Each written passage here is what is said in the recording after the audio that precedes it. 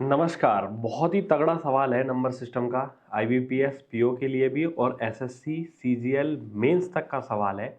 काफ़ी कॉन्सेप्ट आपको समझने को मिलेगा। जो बच्चा बिल्कुल भी नंबर सिस्टम के बारे में नहीं जानता है उसको भी यहाँ मैं एक एक बात समझाऊंगा ताकि सवाल प्रॉपर तरीके से ढंग से समझ में आए।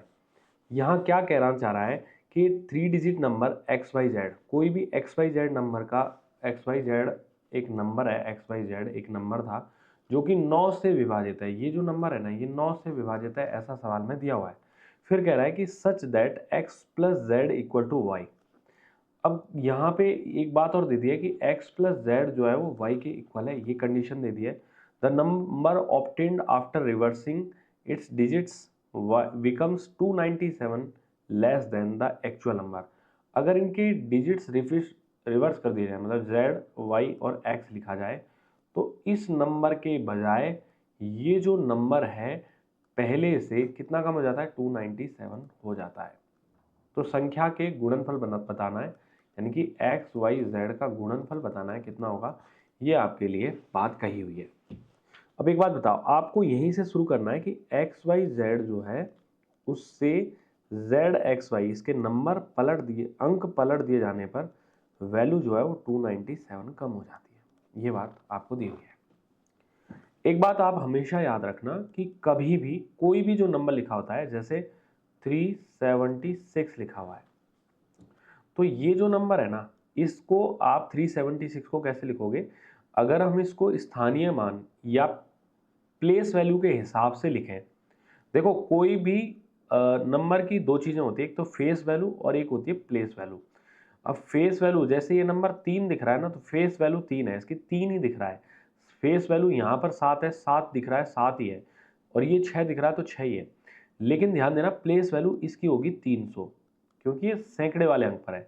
ये 70 है और ये 6, तो तभी तो ये 376 बना है। तो हम इसको लिखते हैं 3 इंटू में 100। ये प्लेस वाली वैल्यू 100 प्लेस पर है, इकाई दहाई सैकड़ा, सैकड़ा वाले अंक पर। या ones place tens place 100 place पर है तो 100 लिखते हैं।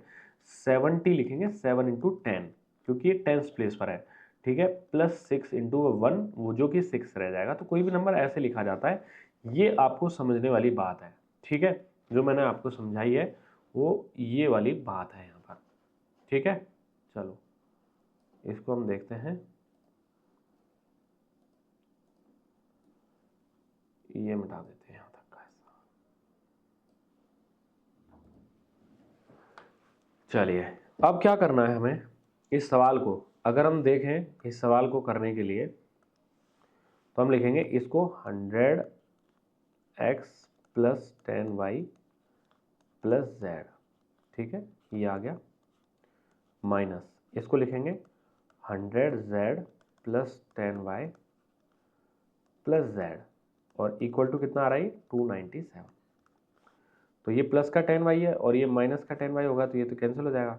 100x में से यहाँ पर x है, ये x माइनस करेंगे तो 99x, और z में से 100z माइनस करेंगे तो 99z माइनस का आएगा। तो कॉमन लेने पर x minus Z equal to आएगा 297, और 99 से 3 टाइम्स कैंसिल हो रहा है, तो x माइनस जेड की जो वैल्यू आ रही है वो 3 आ रही है।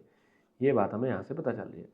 और एक इक्वेशन आपको ये दी हुई है कि x प्लस जेड बराबर वाई है। यहाँ पर दिया हुआ है कि x plus Z equal to Y है। अब आ जाते हैं इस बात पे कि एक्स वाई जेड जो है वो 9 से डिविजिबल है। अब देखो, ध्यान देना, इधर मैं आपको समझाने की कोशिश करता हूँ कि एक्स वाई जेड जो है ना, एक्स वाई जेड ये किससे डिविजिबल है, 9 से।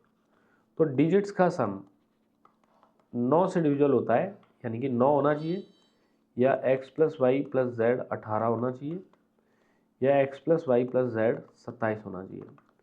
और ये 27 तो तब हो सकता है जब तीनों बराबर हो, तो ये वाली कंडीशन लगेगी नहीं, क्योंकि x प्लस जेड तो y के बराबर है, तो इन दोनों का टोटल इसके बराबर आएगा, तो ये कंडीशन लग नहीं सकती। तो इन दोनों में से कोई भी कंडीशन लग सकती है। अब मेन बात ये है कि कौन सी कंडीशन लगनी चाहिए। अब मैं अगर देखो x प्लस जेड बराबर वाई लिखा हुआ, तो x प्लस जेड की जगह अगर मैं y रख देता तो y प्लस वाई 2y बराबर 9 आता। तो 2y बराबर वाई 9, 2y इक्वल टू 9 हो नहीं सकता, क्योंकि अंक जो है वो पॉइंट में कैसे आ सकता है, अंक है, y तो क्या है, अंक है, तो ये पॉइंट में आ नहीं सकता। तो ये वाली कंडीशन नहीं लगेगी। हम कंडीशन लगाएंगे ये, यानी कि x plus Y plus Z equal to जब 18 अगर होगा, क्योंकि 9 से डिविजिबल है इसलिए, तो x प्लस जेड की जगह y रखने पर 2y इक्वल टू 18 जाएगा, क्योंकि x प्लस वाई बराबर क्या लिखना है, x प्लस जेड बराबर y लिखना है, सॉरी x प्लस जेड बराबर y लिखने पर 2y इक्वल टू 18 आएगा। तो y की वैल्यू 9 रख देंगे हम, ठीक है। तो y की वैल्यू 9 निकल के आई है। कितनी निकल के आई है? अब देखो y की वैल्यू निकल के आई है 9।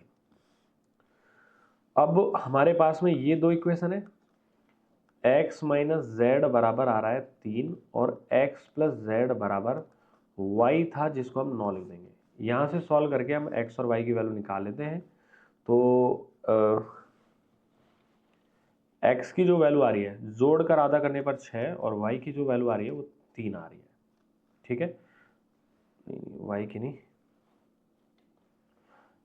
y की वैल्यू 9 आ रही है और z की जो वैल्यू आ रही है, x की वैल्यू यहाँ पर 6 रखें, 6 में से 3 घटाने पर 3 आ रही है, ठीक है। z की वैल्यू 3 आ रही है। तो हमसे पूछा क्या गया, संख्या के गुणनफल, यानी कि पहले तो ये देखो कि संख्या क्या थी।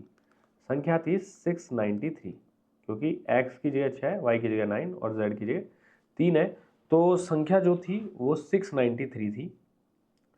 अब जो संख्या हो गई है वो z y x हो चुकी है, यानी कि 396 हो चुकी है। तो यहाँ से 297 कम होती दिख रही है, तो हमारा बात सही है, 9 से डिविजिबल है, ये भी करेक्ट है। x और z का जो टोटल है वो y के इक्वल हो रहा है, ये भी क्लियर है। तो तीनों कंडीशन क्लियर हो रही है। तो हमें x गुणा y गुणा z यानी कि डिजिट्स का प्रोडक्ट पूछा गया क्या है, तो 3 इंटू 9 इंटू 6 लिखेंगे, तो 27 गुणा 6 करने पर 162 करेक्ट आंसर आ रहा है, जो कि बी ऑप्शन में। ऐसा है ये सवाल। ऐसे ही और सवालों को अगर आप सॉल्व करना चाहते हैं तो मेरे साथ जुड़े रहे। कुछ जो भी टॉप लेवल के सवाल आपको दिखते हैं उनको कमेंट में मुझे बताएं। एक एक सवाल को यहाँ पूरा डिटेल से देखा जाएगा, एक एक सवाल को तोड़ा जाएगा। धन्यवाद।